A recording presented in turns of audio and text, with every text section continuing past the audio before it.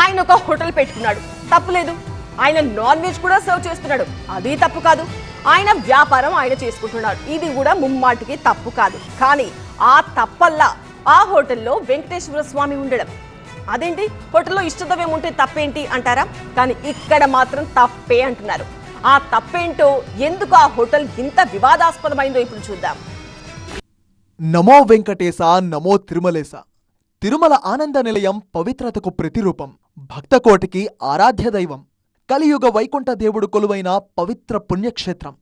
అలాంటి పవిత్ర సన్నిధిలో ఎవరైనా ఆచార వ్యవహారాలు తప్పితే ఊరుకుంటారా? తిరుమల ఆలయంలోనే కాదు, మనింట్లో పూజగది కూడా ఎంతో పవిత్రంగా చూసుకుంటాం. పూజగది ముందు కూడా ఆచార వ్యవహారాలు చాలా నిష్ఠగా ఫాలో అవుతాం మనందరం. మరి అచ్చంగా ఆనంద నిలయ నమూనానే ఇదిగో ఈ హోటల్లోనూ కనిపిస్తోంది. 7 గడపల్లో ఆ 7 కొండలవాడు ఎంతో మనోహరంగా కనిపిస్తున్నాడు. మరి నమూనా ఆలయమే కదా అని నాన్ వెజ్ స్వామి ఎదురుగా తినగలమా? ఇప్పుడు అదే అంశంపై పెద్ద ఎత్తున రచ్చ జరుగుతోంది. రాజమండ్రి విశాఖ హైవేపై రాయుడు గారి మిలిటరీ హోటల్లో ఉంది తిరుమల ఆనంద నిలయం సెట్టింగ్. హోటల్లో ఆనంద నిలయం నమూనా ఉండడంపై హిందూ సంఘాలు అభ్యంతరం వ్యక్తం చేస్తున్నాయి. 7 కొండలవాడి ముందు మాంసాహారం సర్వ్ చేయడం ఏంటంటూ మండిపడుతున్నాయి. మీ వ్యాపారాల కోసం వెంకటేశ్వరుణ్ణి అపవిత్రం చేస్తారా అంటూ హోటల్ యాజమాన్యంపై విరుచుకుపడుతున్నారు హిందూవాదులు.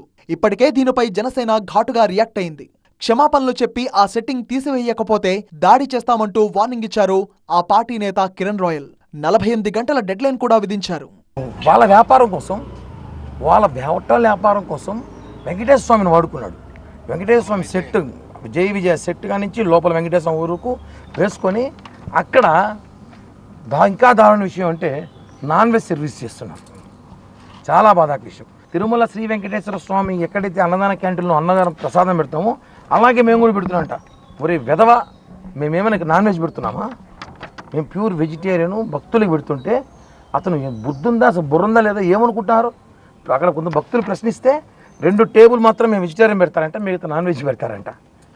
అంటే వెధవ కనిపిస్తారు మీకు అందరికీ. వెంకటేశ్వర భక్తులు అంటే 24 నుంచి 48 గంటల లోపు అది తొలగించకపోతే నీ హోటల్పై దాడి చేస్తారు, భక్తులు దాడి చేస్తారు.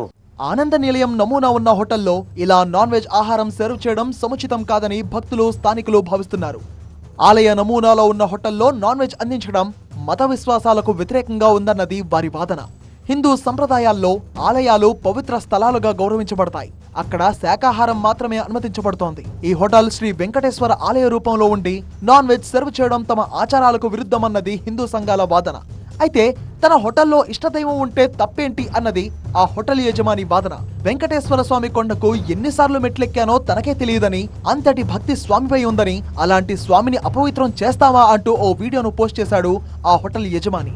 అయినా ప్రచారంలో ఉన్నట్టు నాన్ వెజ్ తాము సర్వ్ చేయడం లేదని, కావాలంటే ఎవరైనా వచ్చి చెక్ చేసుకోవచ్చంటున్నాడు హోటల్ యజమాని. వీడియోలో చూస్తే చాలా లోపలికి విగ్రహం ఉన్నట్టు కనిపించిన 2 అడుగుల విస్తీర్ణంలో చేసిన గుడాయ్ ఆర్ట్ పిక్చర్ అది. అయితే దీనిపై పెద్ద ఎత్తున వ్యతిరేకత వ్యక్తమవుతోంది.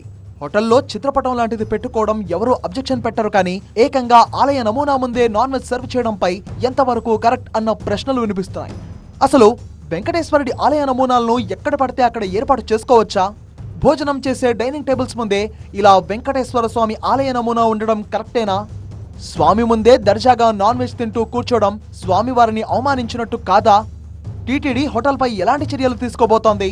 హోటల్లో తన ఇష్టదైవం ఉంటే తప్పేంటి అంటున్న హోటల్ యజమాని వర్షన్ ఎలా చూడాలి? ఆగమ శాస్త్రం ప్రకారం ఇది ఎంతవరకు యాక్సెప్టబుల్? హిందూ సంఘాలు దీనిపై ఎలా రియాక్ట్ కాబోతున్నాయి అన్నది ఇప్పుడు చూడాలి.